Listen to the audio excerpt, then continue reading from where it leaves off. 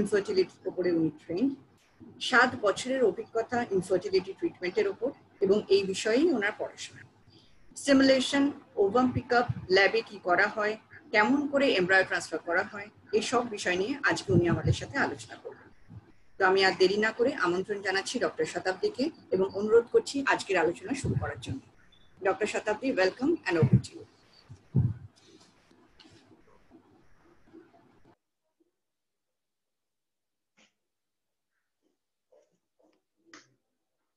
নমস্কার, আমি doctor Shatabdi, Nova IVF শিলিগুড়িতে কনসালটেন্ট ফার্টিলিটি স্পেশালিস্ট।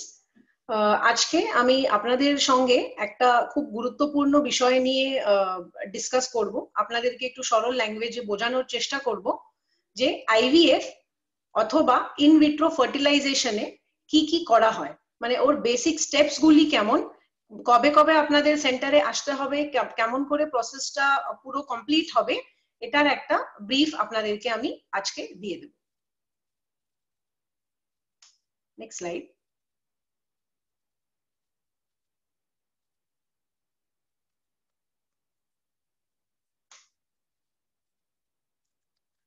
আইভিএফ এর এই পিকচার যেরকম আপনারা দেখতে পাচ্ছেন, আইভিএফ এর 6টা মূল ইম্পর্টেন্ট স্টেপস হয়। ইন শর্ট, প্রথম স্টেপে আমরা মাসিকের দ্বিতীয় দিন থেকে ইনজেকশনস দেওয়া হয়। বিভিন্ন ধরনের ইনজেকশনস আছে, ওগুলো আপনাদেরকে আমি বিস্তারিত ভাবে এর পরে বলবো। সেকেন্ড স্টেপে ডিম্বাণু মানে এগস এবং শুক্রাণু মানে স্পার্মস, এগুলোকে সংগ্রহ করা হয়, বাইরে একত্রিত করা হয়। থার্ড স্টেপে শরীরের বাইরে এই ডিম্বাণু আর শুক্রাণুকে মিলিয়ে ফার্টিলাইজ করা হয়। ফোর্থ স্টেপে এই ফার্টিলাইজ করা ভ্রূণটিকে অর্থাৎ এমব্রিওকে কালচার করা হয়। কালচার করা হয় মানে এগুলোকে বাইরে বড় করা হয় 3 দিন অবধি কিংবা 5 দিন অবধি। ফিফথ স্টেপ, শরীরের মধ্যে এই ভ্রূণটাকে প্লেস করা। এটা যদিও টেকনিক্যালি একটা ইজি প্রসিজার, কিন্তু এই প্রসিজারটাই আমাদের আইভিএফ এর সাকসেসের জন্য সব থেকে ইম্পর্টেন্ট। এবং সিক্স স্টেপ হচ্ছে এই যে আমরা ভ্রূণটাকে স্থানান্তর করলাম, তারপরে যে আমরা রেজাল্টটাকে 14 দিন বাদে দেখব। Next slide. আচ্ছা, এখন আমরা এক এক করে স্টেপ গুলোকে বুঝে নেব। প্রথম, মাসিকের দ্বিতীয় দিনে কিংবা তৃতীয় দিনে মহিলাকে এবং তার হাজবেন্ডকে ফার্টিলিটি সেন্টারে গিয়ে পৌঁছাতে হবে। এই ফার্টিলিটি সেন্টারে মাসিকের দ্বিতীয় কিংবা তৃতীয় দিন থেকে আমরা হরমোনাল ইনজেকশন শুরু করব। এই হরমোনাল ইনজেকশন গুলিকে বলা হয় গোনাডোট্রপিন ইনজেকশনস।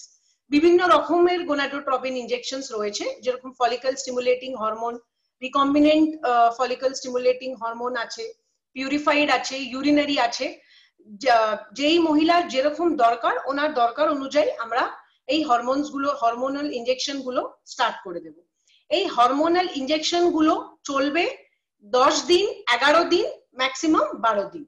এখন প্রসেসটা কেমন হয়, ইনজেকশন আমরা প্রথম দিন লাগানোর পরে ওনাকে দ্বিতীয় দিনে একটা বেসলাইন ট্রান্স ভাজাইনাল আল্ট্রাসাউন্ড করা হয়।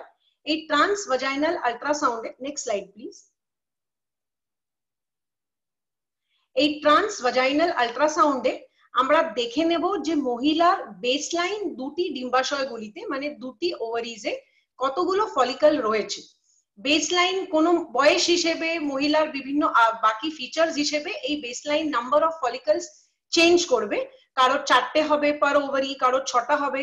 অন অ্যান অ্যাভারেজ একটা 20 থেকে 30 বছরের মহিলার পার ওভারিতে মানে প্রতিটা ডিম্বাশয়ে অ্যারাউন্ড 5টা থেকে 6টা করে ফলিকল হয়। এটা বেশি হতে পারে যদি মহিলার পলিসিস্টিক ওভারিজ বলে একটা কন্ডিশন হয়। এটা কম হতে পারে যদি মহিলার ডিমের সংখ্যা দ্রুতভাবে কমে আসতে থাকে।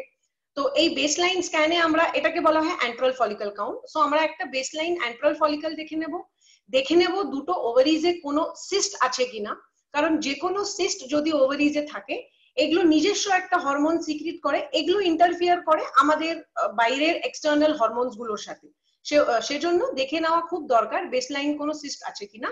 প্লাস মহিলার এন্ডোমেট্রিয়াম মানে মহিলার জরায়ুর লাইনিংটা কিরকম আছে, ওটাও দেখে নেওয়া দরকার। এরপরে যদি মহিলার আগে ব্লাড টেস্ট না করা থাকে তাহলে ব্লাড টেস্ট করে কিছু হরমোনাল রক্ত পরীক্ষা করার প্রয়োজন হতে পারে। এইভাবে আমরা সেকেন্ড ডেতে ইনজেকশন গুলো স্টার্ট করব। Next step, next slide please. আচ্ছা, এখন ডোজ, এই যে আমরা গোনাডোট্রপিন ইনজেকশন দেব, এর ডোজটা কে নির্ধারিত করবে, মানে কোন কোন ফ্যাক্টরস এর উপরে ডিপেন্ড করবে যে কত ডোজ মহিলাকে দিতে হবে। 3-4টে খুব ইম্পর্টেন্ট ফ্যাক্টরস আছে। সব থেকে ইম্পর্টেন্ট মহিলার বয়স। মহিলার, যেরকম আমি বললাম, যদি মহিলার বয়স কমের দিকে হয় তাহলে মহিলার ডিমের সংখ্যা, বেসলাইন ডিমের নাম্বারটা মানে অ্যান্ট্রাল ফলিকল কাউন্টটা সাফিসিয়েন্ট হয় তাহলে মহিলার ডোজটা একটু কম লাগবে। যদি মহিলার বয়স একটু বেশি হয় তাহলে মহিলাকে একটু বেশি ডোজ দিতে হতে পারে। সেকেন্ড ফ্যাক্টর হচ্ছে ওভেরিয়ান রিজার্ভ।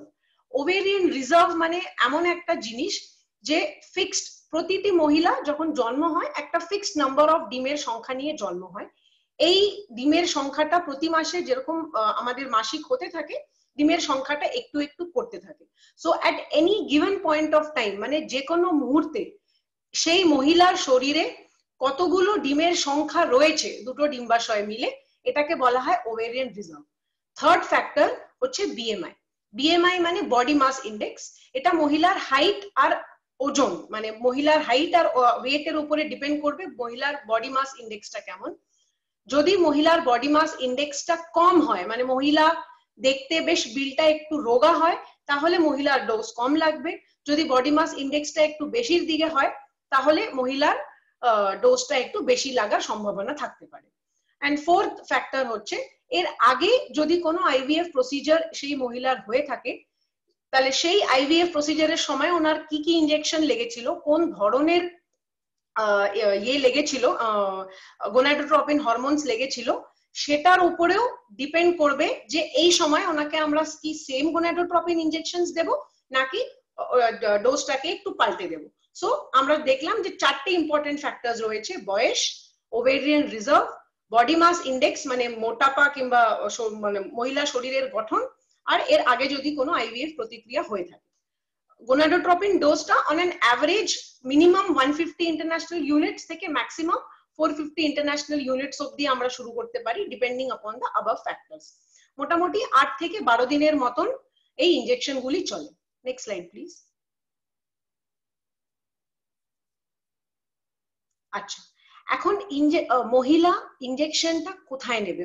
আমাদের মধ্যে অনেকের এই ডাউট থাকে, আমাকে কি রোড সেন্টারে গিয়ে ইনজেকশন নিতে হবে? না, আজকালকার যুগে যেই রিসেন্ট অ্যাডভান্সড ইনজেকশন গুলি এসেছে ওগুলো একটা ইনসুলিন টাইপের পেনের মতন ফর্মে অ্যাভেলেবেল থাকে। এগুলোতে কি হয়, মহিলাকে যদি প্রথম দিন আমি সেন্টারে দেখিয়ে দিই যে ওর কিভাবে ইনজেকশনটা চলছে, তাহলে তার পরের ইনজেকশন গুলি মহিলা বাড়িতেই নিয়ে নিতে পারবে। সো এই যে একটা ফটো এখানে দেখিয়ে দিয়েছে, নাভির পাশে, নাভির থেকে 4 আঙ্গুল বাদ দিয়ে উভয় সাইডে যে কোনো এক সাইডে আমরা এই ইনসুলিন পেনের মতন জাতীয় প্রিফিল্ড সিরিঞ্জ গুলো থাকে, এর মধ্যে আমরা ডোজটা অ্যাডজাস্ট করে মহিলা নিজেই ইনজেকশন নিতে পারে। অফকোর্স ওনার চয়েস, যদি ওনার মনে হয় যে উনি সেন্টারে রোজ এসে কমফোর্টেবল হবেন তাহলে আমরা ওনাকে সেন্টারে রোজ ডেকে আমাদের স্টাফরাই ওনাকে ইনজেকশন লাগিয়ে দেবে। যদি ওনার মনে হয় না আমার বাড়িতে কমফোর্টেবল কিংবা দূরে থাকেন একটু কনভিনিয়েন্স আসতে পারবেন না, তাহলে এটা বাড়িতেই উনি মহিলা ইনজেকশন নিতে পারেন। Next slide please.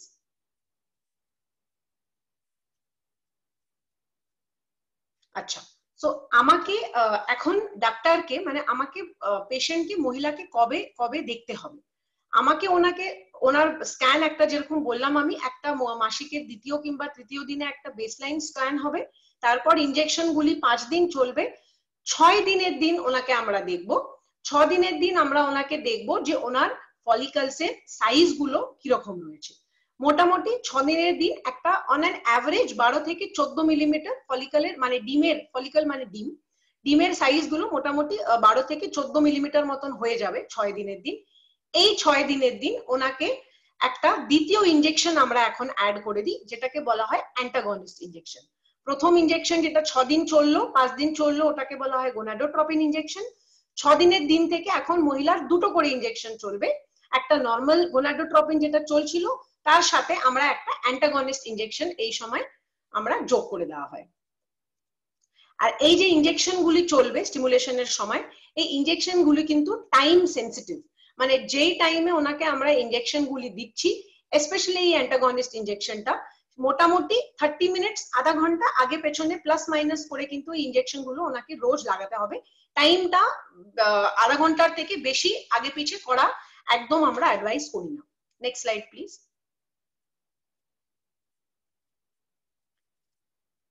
এই 6 দিনের দিন যে আমরা অ্যান্টাগনিস্ট ইনজেকশনটা অ্যাড করে দিলাম, তারপরে আমরা মহিলাকে ডাকবো মোটামুটি মাসিকের 9 দিনের দিন।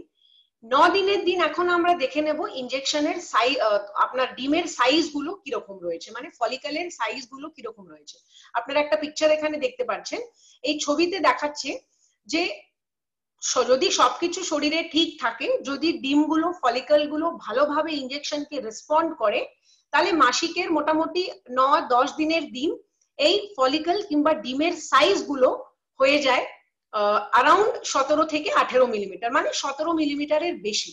সো এখানে আমরা দেখে নেব যে এই 9 দিনের দিন 10 দিনের দিন আমরা আবার ট্রান্সভাজাইনাল আল্ট্রাসোনোগ্রাফি মানে একটা ইন্টারনাল সোনোগ্রাফি করে দেখে নেব যে এখন ডিমের সাইজ গুলো কিরকম রয়েছে।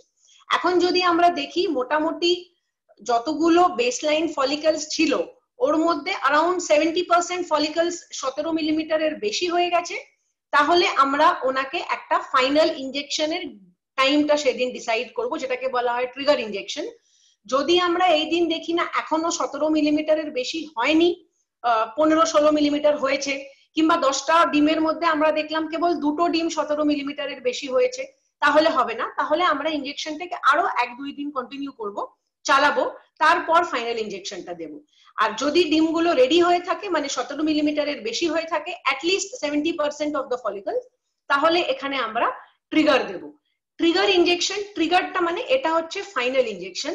এই ফাইনাল, এই যে আমরা ইনজেকশন দিয়ে ডিমগুলোর সাইজ গুলো বাড়ালাম, ফাইনাল এই ট্রিগার ইনজেকশনটাতে কিন্তু এই ডিমগুলো ম্যাচিওর হবে।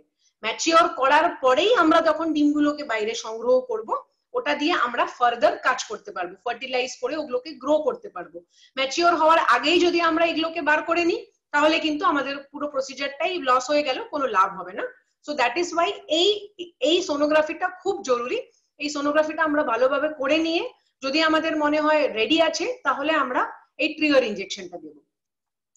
আর ট্রিগারের মোটামুটি 35-35.5 ঘন্টা পর আমরা এক্স্যাক্টলি, এটাও খুব টাইম সেন্সিটিভ, ট্রিগার দিয়ে ঠিক 35 থেকে 35.5 ঘন্টা পর আমরা ওভাম পিক আপ করবো, যেটাকে বলা হয় ওপিইউ।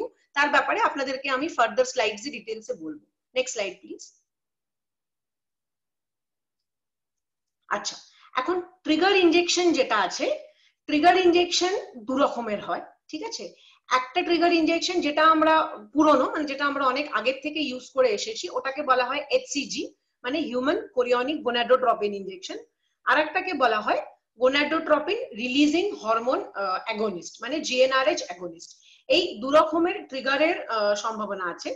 এখন কোন ট্রিগারটা আমি দেব, এটা ডিপেন্ড করবে কি আমি, এটা কার উপরে ডিপেন্ড করবে, এটা আমি ডিসাইড করব আগেন 2-3টে ফ্যাক্টরের উপরে।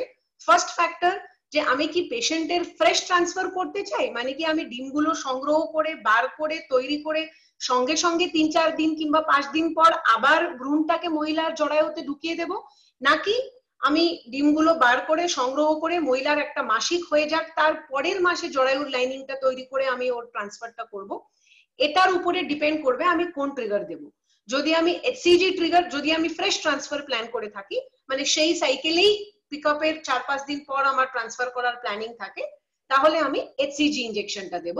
আর যদি আমার প্ল্যানিং থাকে যে আমি এখন ট্রান্সফার না করে নেক্সট সাইকেলে ট্রান্সফার করব, বেশ কিছু মহিলার পলিসিস্টিক ওভারিজ থাকে, মানে অনেকগুলো ডিম্বাণু রেডি হয়ে যায়। সো এইসব মহিলাদের ক্ষেত্রে যদি আমি 14টা কিংবা 15টা ডিমের থেকেও বেশি ডিম সংগ্রহ করে থাকি, তাহলে সেই সাইকেলে ট্রান্সফার না করাটাই বেটার। কারণ সেই সাইকেলে ট্রান্সফার করলে মহিলার একটা ওভেরিয়ান হাইপার স্টিমুলেশন সিনড্রোম, মানে OHSS, এটা একটা মারাত্মক ফ্যাটাল কমপ্লিকেশন আমাদের প্রসিজারে। সো এটা আমরা কখনোই, মানে আমরা চাই না এটা হোক।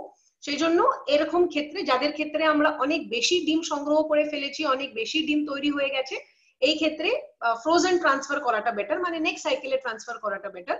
সো এই ক্ষেত্রে আমি GnRH অ্যাগনিস্ট দিয়ে ট্রিগার দিতে পারি। এখন কোনো পেশেন্টদের আমাদের আরো অ্যাডভান্স কিছু প্রসিজার করার প্ল্যান থাকে, যেরকম PGT, মানে ভ্রূণের একটা ক্রোমোজোমাল অ্যানালিসিস করার মানে ক্রোমোজোমস দেখে নেওয়ার প্ল্যানিং থাকে। কোনো পেশেন্টদের আমাদের ইরা মানে ইআরএ একটা প্রসিজার, যেটা আমাদের জরায়ুর লাইনিংটাকে ঠিকমতো কোন দিনে আমাকে ট্রান্সফার করতে হবে এটা দেখে নেওয়া দরকার। সো এই সব ক্ষেত্রে মানে যেসব ক্ষেত্রে আমাকে ট্রান্সফার ভ্রূণটাকে মহিলার জরায়ুতে আবার পুশ করে দেওয়ার আগে কিছু কিছু প্রসিজার আমার মাথায় প্ল্যান করা আছে, যেই সব কাপলসদের এগুলো দরকার, ওদের ক্ষেত্রে আমি সেফলি জিএনআরএইচ অ্যাগনিস্ট ট্রিগার দিয়ে ওদের ক্ষেত্রে আমি ফ্রোজেন ট্রান্সফারটা প্ল্যান করব। অনলি যেই পেশেন্টদের খুব কম ডিম আছে, 2-3টেই ডিম বাড়ছে, এই সব পেশেন্টদের ক্ষেত্রে আমি এইচসিজি ইনজেকশন দিয়ে ট্রিগার করে একটা ফ্রেশ ট্রান্সফার প্ল্যান করব। Next slide please. এখন ইন শর্ট আপনাদেরকে তো বললাম ট্রিগার দিলাম, এখন আমাদের নেক্সট স্টেপটা কি? ট্রিগার দিয়ে আমি ডিমগুলোকে ম্যাচিওর করে নিলাম। ডিমগুলোকে ম্যাচিওর করে নিয়ে আমার whole idea is, my plan is কি ডিমগুলো শরীরের ভেতরেই ফেটে যাওয়ার আগে ওগুলোকে আমি বাইরে সংগ্রহ করে নেব। That is Y I mention কি এই প্রসিজারটা খুব time sensitive. Ovum pickup is a very time sensitive procedure. মানে আমি যদি আমি আজকে রাত 10টায় ট্রিগার দিই, তাহলে আমাকে পরশুদিন সকাল 9টা থেকে 9:30টার মধ্যে পিকআপটা প্ল্যান করতে হবে, মানে 35 থেকে 35.5 ঘন্টার মধ্যে। পিকআপ মানে কি? পিকআপ একটা এমন প্রসিজার যেখানে আল্ট্রাসাউন্ড গাইডেড, মানে মহিলাকে আমরা একটা শর্ট জেনারেল অ্যানেস্থেসিয়া দেব, মানে মহিলার গোটা বডিকে আমরা অবশ করব শর্ট অ্যাক্টিং ওষুধ দিয়ে, মানে বেশ আধা ঘন্টা 40 মিনিটের জন্য কাজ করবে, এরকমই সাফিসিয়েন্ট, কারণ আমার এই প্রসিজারটা করতে মোটামুটি 20 থেকে 25 মিনিট লাগবে। আফটার অ্যানেস্থেসিয়া এই যেরকম এই পিকচারটা আপনারা দেখতে পাচ্ছেন, মহিলা এরকম শুয়ে থাকবে পা দুটো ফাঁক করে। এখানে আমরা আল্ট্রাসাউন্ড প্রোবটাকে ভালো করে ক্লিন করে জেলি লাগিয়ে তার উপরে একটা স্টেরাইল পরিষ্কার প্রোব লাগিয়ে সেই প্রোবটাকে আমরা পেশেন্টের মানে ইন্টারনালি যেরকম আমরা ট্রান্সভাজাইনাল আল্ট্রাসোনোগ্রাফি করি ওরকম করব। এই আল্ট্রাসাউন্ড প্রোবের সাথে একটা পাতলা লম্বা ইনজেকশন থাকবে। এখানে আল্ট্রাসাউন্ড গাইডেড মানে আল্ট্রাসাউন্ডে দেখে দেখে এই জিনিসটাকে আমি মহিলার ভাজাইনাল এরিয়াতে ইনসার্ট করে তারপর আল্ট্রাসাউন্ড দেখে দেখে এক একটা ডিমকে গিয়ে আমি নেগেটিভ সাকশন দিয়ে ডিমগুলোকে বাইরে সাক করে নেব। ডিমগুলোকে বাইরে সাক করে নিয়ে আমি একটা টিউবে রাখবো, সেই টিউবের মধ্যে কিছু মিডিয়া থাকে, এন্ড ইমিডিয়েটলি ওই টিউবটাকে আমি আমার এমব্রিওলজিস্টকে ল্যাবে হ্যান্ড ওভার করে দেবো। Next slide please. হ্যাঁ, তো এই ওভাম পিকআপে যেরকম আপনাদেরকে বললাম, আমাদের ওটি আর ল্যাবের মাঝখানে there is a connection, যেখানে মানে আমাকে যতটা তাড়াতাড়ি আমি ডিমগুলোকে মহিলার শরীর থেকে বার করে আমার এমব্রিওলজিস্টকে দিয়ে দিতে পারবো অতটাই ভালো, কারণ শরীরের ভেতরে ডিমগুলো কিন্তু একরকম এনভায়রনমেন্টে থাকছে, একরকম টেম্পারেচারে থাকছে। সেটা আমি যখন বাইরে বার করে নেব, আমি অ্যাজ আর্লি অ্যাজ পসিবল ডিমগুলোকে টিউবের মধ্যে মিডিয়া থাকে, মিডিয়ার মধ্যে দিয়ে ইমিডিয়েটলি এমব্রিওলজিস্টকে হ্যান্ড ওভার করে দেবো, যাতে এমব্রিওলজিস্ট ওই শরীরের ভেতরের কন্ডিশনস গুলোকে মোটামুটি ল্যাবে একরকম ক্রিয়েট করতে পারবে আর ডিমগুলোর ওপরে কাজ করা শুরু করে দিতে পারবে। এটাকে বলা হয় ওভাম পিকআপ। ওভাম মানে ডিম আর পিকআপ মানে বাইরে সংগ্রহ করা। Next slide please. এখন দেখুন, সবকিছু প্রসিজারের কিছু কিছু কমপ্লিকেশনস জটিলতা থাকতেই পারে। যদিও আমরা চেষ্টা করি পুরোপুরি কেয়ারফুলি খুবই সাবধানে করা, তবুও 100টার মধ্যে মানে মোটামুটি अराउंड 1 to 2% পেশেন্টস এর মধ্যে কিছু না কিছু কমপ্লিকেশন হতে পারে। কিছু কিছু কমপ্লিকেটেড মানে কোনো পেশেন্টস এর আগের থেকে কিছু পেলভিক মানে কোনো প্রবলেমস থাকে, তো সেই পেশেন্টস এর ক্ষেত্রেও কিছু কমপ্লিকেশনস হওয়ার রিস্ক থাকে। নাও যদিও এই কমপ্লিকেশনস এর চান্স গুলো খুবই কম, কিন্তু যে কোনো ইনভেসিভ প্রসিজার মানে যখনই আমি শরীরের ভেতরে ঢুকে কোনো প্রসিজার করছি, তার মানে বুঝতেই পারছেন কিছু না কিছু কমপ্লিকেশনস এর সাথে অ্যাসোসিয়েটেড থাকাটা একদম মানে থাকবেই। So around 1% of the patients এর মধ্যে এই কমপ্লিকেশনস গুলি থাকবে। এই কমপ্লিকেশনস গুলি হচ্ছে ফার্স্টলি ব্লিডিং। যদিও ব্লিডিংটা খুব কমন মানে খুব একটা কমন কমপ্লিকেশন না, কারণ এই যে আমরা ওভাম পিকআপটা করছি এটা কিন্তু একটা ব্লাইন্ড প্রসিজার। ব্লাইন্ড মানে আমি কিন্তু দেখে করছি না, আমি আল্ট্রাসাউন্ডের মাধ্যমে গাইডেড ভাবে দেখে করছি, কিন্তু এক্স্যাক্টলি ডিমটাকে দেখে তারপরে ওখান থেকে ইয়ে করছি না, বাইরের থেকে মোটামুটি একটা আল্ট্রাসাউন্ড গাইডেড ভাবে এটাকে করছি। সো এক্ষেত্রে ব্লিডিং এর একটা রিস্ক থাকে অল্প, যদি জরায়ুর আশেপাশে কোনো একটা ব্লাড ভেসেল আমি প্রিক করে থাকি তাহলে ওখান থেকে একটু ব্লিডিং এর রিস্ক থাকে। সেকেন্ডলি, যেসব পেশেন্টদের আগের থেকে খুব সিভিয়ার এন্ডোমেট্রিওসিস হয়ে রয়েছে, এইসব পেশেন্টদের ব্ল্যাডারে মানে জরায়ুর আগে যে পেচ্ছাপের থলি থাকে কিংবা জরায়ুর পেছনে যে আমাদের মলাশয়টা থাকে, এইসব জায়গাতে যদি আমি ঠিকমতো ভাবে না করি তাহলে এইসব অর্গানসে ইনজুরি হওয়ার একটা চান্স থাকে, যদিও রিস্কটা খুবই কম। ইনফেকশনের একটা রিস্ক থাকে, কিন্তু ইনফেকশনের রিস্কটা আমরা মোটামুটি পুরোপুরি মিটিয়ে দিই, কারণ আমরা প্রপারলি একটা অ্যান্টিসেপসিস কন্ডিশনে পুরো প্রসিজারটাকে করি। আমরা সবাই ভালো করে হাত ধুয়ে, ভালো করে স্টেরাইল গ্লাভস পরে, স্টেরাইল গাউনস পরে পেশেন্টকে একটা অ্যান্টিবায়োটিকের ডোজ দেওয়া হয়। সো যদিও তারপর একটা ওরাল অ্যান্টিবায়োটিক্স এর কোর্স করা হয়। সো যদিও ইনফেকশনের চান্স গুলো মোটামুটি নীল উইথ অল দিস প্রিকশনস, কিন্তু একটু থাকতেই পারে। জিএ এর কমপ্লিকেশনস, জিএ মানে যে ওকে যে আমি অ্যানেস্থেশিয়ার জন্য কিছু ইনজেকশনস দেব, সেই মানে জেনারেল অ্যানেস্থেশিয়ার ইনজেকশনস এরও কিছু কিছু মহিলা শরীরে কিছু অ্যালার্জিক রিঅ্যাকশনস হতে পারে। সো এটা একটা জিএ এর কমপ্লিকেশন হতে পারে। সো যদিও এই কমপ্লিকেশনস গুলি খুবই রেয়ার, কিন্তু পেশেন্টসদেরকে এগুলো বুঝিয়ে দেওয়া দরকার। প্লাস আমরা মোর দ্যান 100% ট্রাই করি কি যাতে এর মধ্যে কোনো কমপ্লিকেশনই পেশেন্ট না হোক, তাও একটু একটু রিস্ক সবসময় থেকেই থাকে এইসব কমপ্লিকেশনস হওয়ার। Next slide please.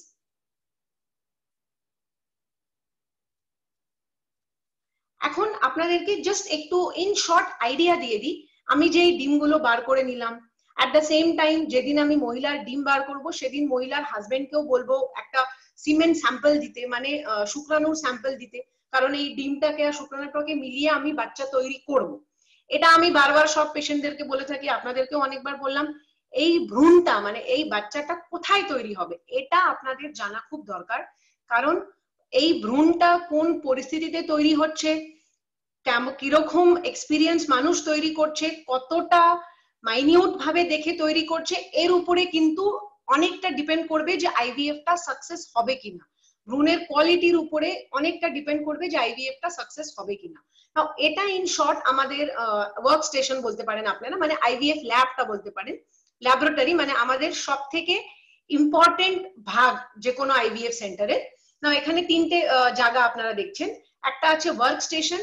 এই যে ওয়ার্ক স্টেশন দেখছেন, ওয়ার্ক স্টেশনের পাশেই দেখবেন বাঁ দিকে একটা ছোট্ট উইন্ডো আছে, একটা ফাঁক দেখা যাচ্ছে, ওই ফাঁকের ওই দিকেই কিন্তু আমাদের ওটি, মানে ওর পাশেই পেশেন্ট থাকবে, ওটি থাকবে, ওখান থেকে ডিমগুলো আমরা সংগ্রহ করে এই যে উইন্ডোটা আছে এই উইন্ডোর মাঝখান দিয়ে আমরা এইদিকে এই ওয়ার্ক স্টেশনে আমাদের এমব্রিওলজিস্ট বসা থাকে, এখানে আমরা ওনাদেরকে ডিমগুলো হ্যান্ড ওভার করে দিই, ওনারা ডিমগুলো নিয়ে ফার্দার কাজ করতে পারেন। নেক্সট আপনারা দেখছেন ইনকিউবেটর। ইনকিউবেটর হচ্ছে এমন একটা জিনিস যেখানে আমরা এমব্রিওটাকে যখন আমাদের এমব্রিওলজিস্ট ফার্টিলাইজ করে দিচ্ছে, ফার্টিলাইজ করে ইনকিউবেটরে রেখে রেখে ঠিক টাইম মতন সময় মতন দেখে নিচ্ছে কিরকম গ্রো হচ্ছে। ইনকিউবেটরে 2-3 রকম গ্যাস থাকে, একটা টেম্পারেচার মেনটেন থাকে, তো এই সবগুলো ইনকিউবেটরে করা হয়। যেরকম আপনি দেখছেন আলো এবং তাপমাত্রা নিয়ন্ত্রিত। আর এই যে পুরো আমাদের ল্যাবটা আছে, ল্যাবটাই কিন্তু একটা স্পেসিফিক ধরনের লাইট লাগে, খুব বেশি লাইট না, একটা কারেক্ট লাইট লাগে। সো এই লাইটটা নিয়ন্ত্রণে রাখা খুব দরকার, অফকোর্স টেম্পারেচার নিয়ন্ত্রণে রাখা খুব দরকার। অ্যান্ড মডিউলার দেওয়াল, মডিউলার ওয়াল মানে মডিউলার সেটিং যখন হয়, অ্যাজ গুড অ্যাজ নীল, মানে আমরা বাইরের যে কোনো পদার্থের এক্সপোজার ইন দিস ল্যাব আমরা একদম কমিয়ে দিই উইথ দিস মডিউলার সেটআপ। আর তারপরে আপনারা দেখছেন একটা খুব অ্যাডভান্সড একটা মেশিন, ওখানে আমি অ্যারো করে দেখিয়েছি এমব্রিওস্কোপ। এমব্রিওস্কোপটা একটা অ্যাডভান্স মেশিন, সব ল্যাবে এটা থাকে না, যদিও আমাদের ল্যাবে এটা রয়েছে। এই এমব্রিওস্কোপে আমরা এমব্রিওটাকে ডিস্টার্ব না করে, একবার যে আমি এমব্রিও তৈরি করে এমব্রিওস্কোপে রেখে দেব, তারপরে এমব্রিওটাকে ডিস্টার্ব না করেই ডিজিটালি বাইরের থেকেই আমি বুঝতে পারবো এমব্রিওটা আরো বেশি ডিটেলসে, মানে নিজের চোখে দেখে যতটা ডিটেলসে বুঝবো না তার থেকে অনেক বেশি ডিটেলসে আমি এমব্রিওস্কোপে দেখতে পারবো স্টেপ বাই স্টেপ যে এমব্রিওটা কখন মানে কেমন করে ডিভাইড হচ্ছে, কতটা গ্রো করছে, এইসব ডিটেলস গুলো খুব মাইনিউট ডিটেলস গুলো এমব্রিওস্কোপে বুঝতে পারা যায় বাইরের থেকেই এমব্রিওকে ডিস্টার্ব না করে। Next slide please. এখন ইন শর্ট আপনাদেরকে বলে দিই যে ডিমগুলোকে আমি যখন এমব্রিওলজিস্টকে হ্যান্ড ওভার করে দেবো তখন ও কি কি করবে। এখন সবার ফার্স্ট প্রসিজার হচ্ছে ডিনিউডেশন। ডিনিউডেশন মানে আমি ডিম যখন আমি একটা ফলিকল থেকে, মানে সোনোগ্রাফি যেতে ফলিকল দেখলাম, ফলিকল থেকে যখন আমি ডিমটা বার করব, তার সাথে কিন্তু অনেক ওর আশেপাশে অনেক রকম সেলস থাকে যেগুলোকে বলা হয় কুমিউলাস, এই সব কিছু একসাথে বেরিয়ে আসে। সো ডিনিউডেশন একটা এমন প্রসিজার যেখানে এই ডিমটাকে আশেপাশের সবকিছু আননেসেসারি, মানে যেগুলো দরকার নেই আমাদের জন্য, সেগুলো জিনিস থেকে সরিয়ে একটা পরিষ্কার ডিম আমাদেরকে এমব্রিওলজিস্ট এখান থেকে এটাকে চারপাশের কোষগুলিকে বাদ দিয়ে সরিয়ে পরিষ্কার করে ডিমটাকে আলাদা করে সেপারেট করে রাখে, এটাকে বলা হয় ডিনিউডেশন। Next slide please.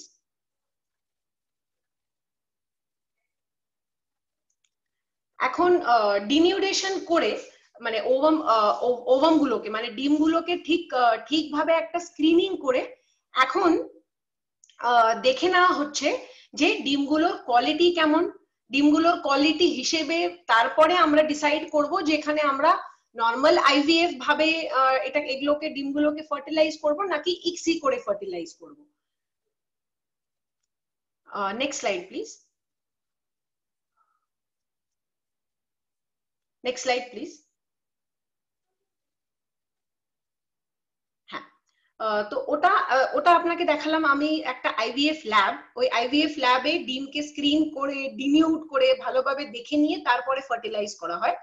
At the same time যখন আমার এমব্রিওলজিস্ট আইভিএফ ল্যাবে ডিম নিয়ে কাজ করছে, অ্যাট দ্য সেম টাইম আমাদের একটা রয়েছে অ্যান্ড্রোলজি ল্যাব। এখানে আপনি দেখতে পাচ্ছেন অ্যান্ড্রোলজি ল্যাব। এই যে দুজন আমাদের অ্যান্ড্রোলজিস্ট বসে আছে। অ্যান্ড্রোলজি ল্যাব মানে এখানে পুরুষের সিমেন্ট নিয়ে কাজ করা হয়। সিমেন্টটাকে ভালোভাবে তৈরি করে পরিষ্কার করে ক্লিন করে রেডি করে তারপরেই আইভিএফ ল্যাবে ঢোকানো হয়। ইমিডিয়েটলি যে আমার হাজবেন্ড সিমেন্ট দিয়ে দেওয়ার পরে ওটাকে তো ইমিডিয়েটলি আমি আইভিএফ ল্যাবে দিয়ে দিতে পারবো না, ওটাকে তার আগে কিছু প্রসেসিং করতে হয়, স্পার্মে টেস্ট করতে হয়, প্রসেসিং করতে হয়, এগুলো করে ফ্রেশ ক্লিন প্রিপেয়ার্ড সিমেন্ট স্যাম্পলটাকে আমাকে আইভিএফ ল্যাবে দিতে হবে। সো এটা হচ্ছে আমার অ্যান্ড্রোলজি ল্যাব। এই অ্যান্ড্রোলজি ল্যাবে অ্যান্ড্রোলজিস্ট এই ওয়ার্ক স্টেশনে সবসময় কাজ করতে থাকবে।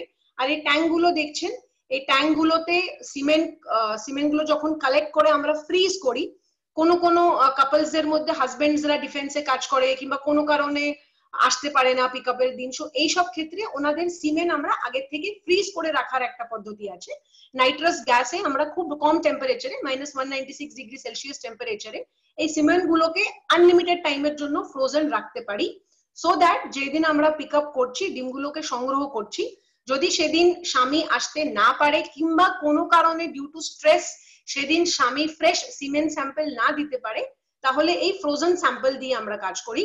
সো এই সিমেন্ট স্যাম্পল গুলোকে এই ট্যাঙ্ক গুলোতে ফ্রিজ করা হয়, তারপর এই ওয়ার্ক স্টেশনে আমাদের অ্যান্ড্রোলজিস্টরা কাজ করে প্রিপেয়ার করে ক্লিন করে এগুলোকে আইভিএফ ল্যাবে হ্যান্ড ওভার করে দেওয়া হয় এমব্রিওলজিস্টকে for further processing. Next slide. এখন এই যে একটা মেশিন দেখছেন, এটাকে বলা হয় মাইক্রো ম্যানিপুলেটর। ইক্সি অনেক হোর্ডিং এ বোর্ডে রাস্তায়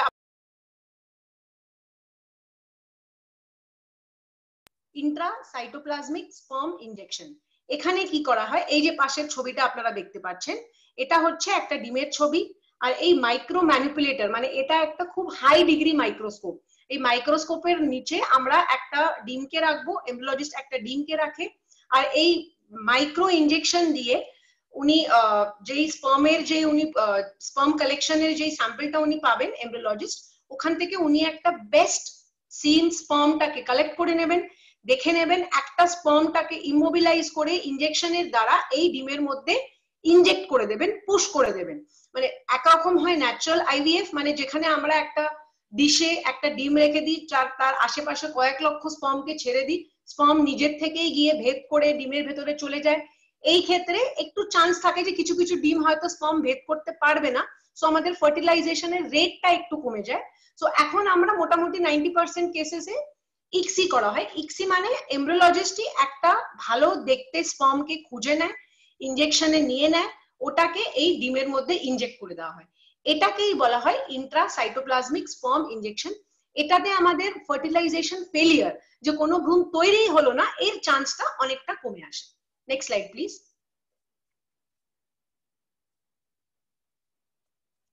নাও এখন ডিমের বিভিন্ন স্টেজ রয়েছে, যেরকম ডে 2 তে একবার দেখে নিতে হবে মোটামুটি যেদিন আমরা ডিমটাকে বার করব, যেদিন আমরা ডিমটাকে সংগ্রহ করে স্পার্মের সাথে মিলিয়ে ভ্রূণ তৈরি করব, ওটাকে আমরা বলবো ডে 0, মানে সেটা প্রথম দিন বলবো না, ওটাকে বলবো ডে 0।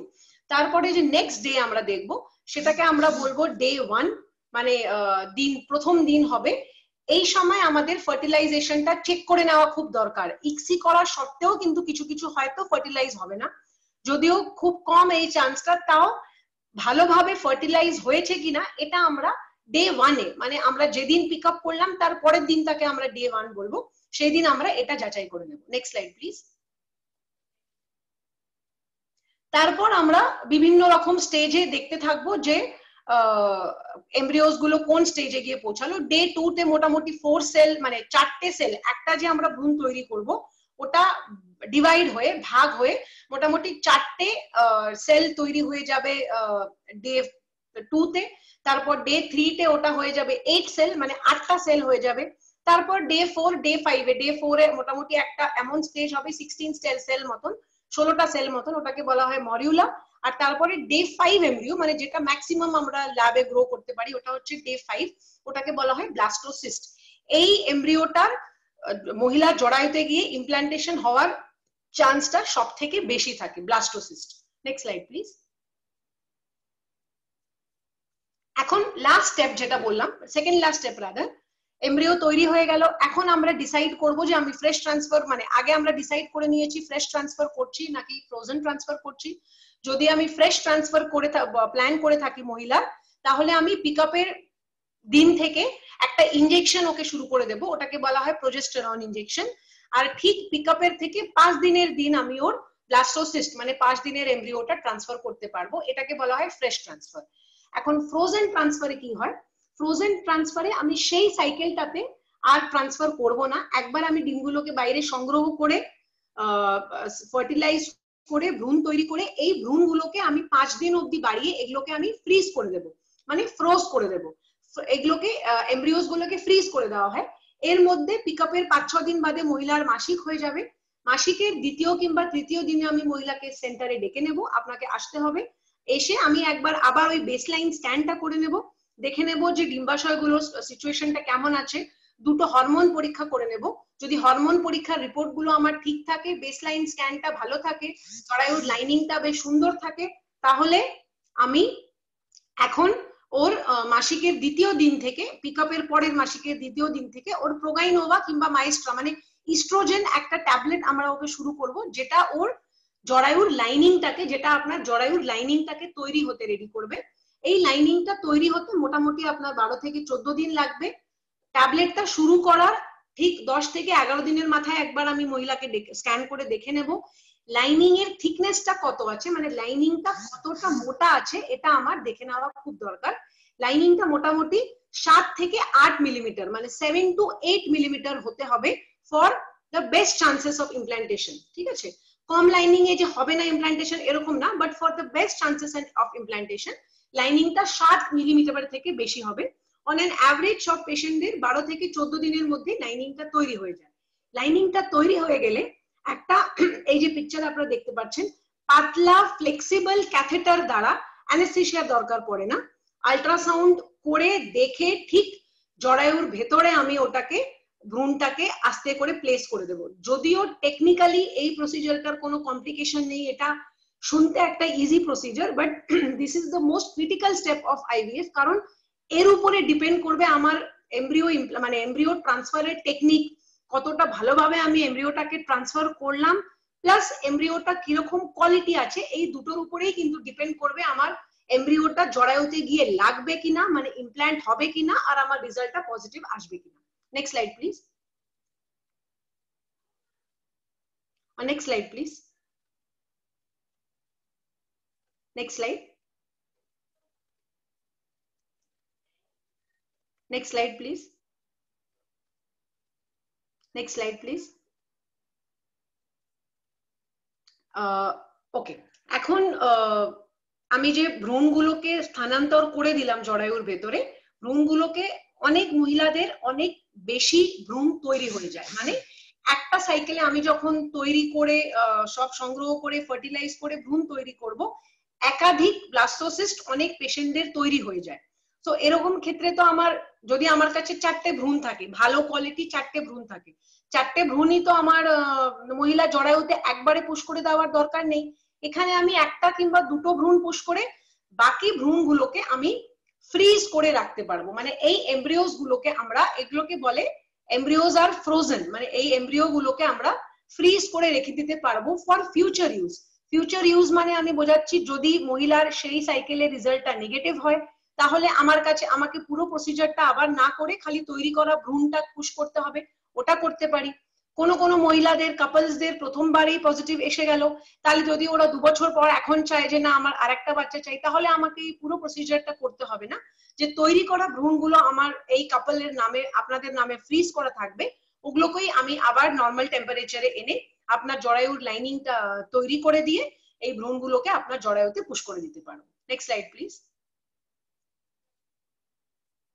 এখন একটা just I just say one line about oocyte cryopreservation। এখন oocyte cryopreservation মানে কি, কোন মহিলা আছে যারা মানে ডিমগুলোকে সংগ্রহ করে আমরা ফার্টিলাইজ করি না, কিন্তু এই ডিমগুলোকেই আমরা ক্রায়ো প্রিজার্ভ করে মানে ফ্রিজ করে রেখে দিই। এরকম এই প্রসিজারটা আমাদের কোন মহিলাদের করতে হবে? Fertility preservation.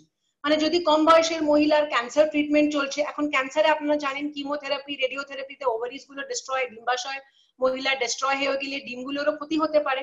সো এই ক্ষেত্রে আমরা মহিলার ক্যান্সার ট্রিটমেন্টের আগে রেডিওথেরাপি কিমোথেরাপির আগে ডিমগুলোকে বাইরে বার করে সংগ্রহ করে ওগুলোকে ফ্রিজ করে দিই। যদি স্পার্ম না থাকে কিংবা আগের আমাদের কাছে ফ্রোজেন স্যাম্পল না থাকে আর সেদিনও স্বামী স্পার্ম দিতে না পারে, সো এই ক্ষেত্রেও আমরা এই ডিমগুলোকে বার করে এগুলোকে ক্রায়ো প্রিজার্ভ করে রেখে দিই।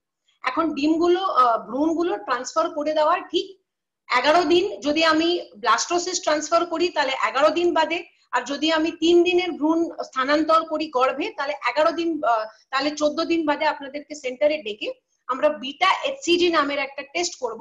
এই টেস্টটা আমাদেরকে বোঝাবে যে আমাদের প্রসেসটা সাকসেস হলো কিনা। Next slide please. Next slide please.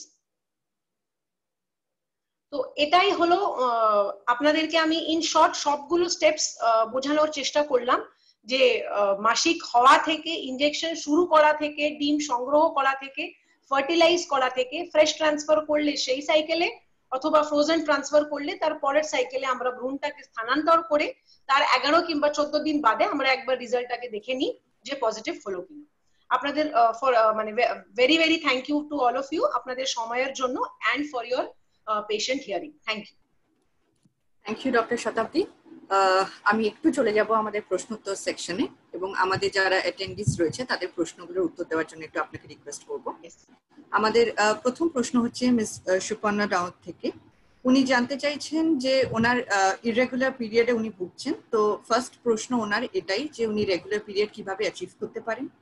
Second হচ্ছে 9.6 মিলিমিটার এন্ডোমেট্রিয়াম সাইজে প্রেগন্যান্সি আসতে পারে কিনা, আর থার্ড হচ্ছে 1.8 AMH লেভেলে নরমাল প্রেগন্যান্সির চান্স কত।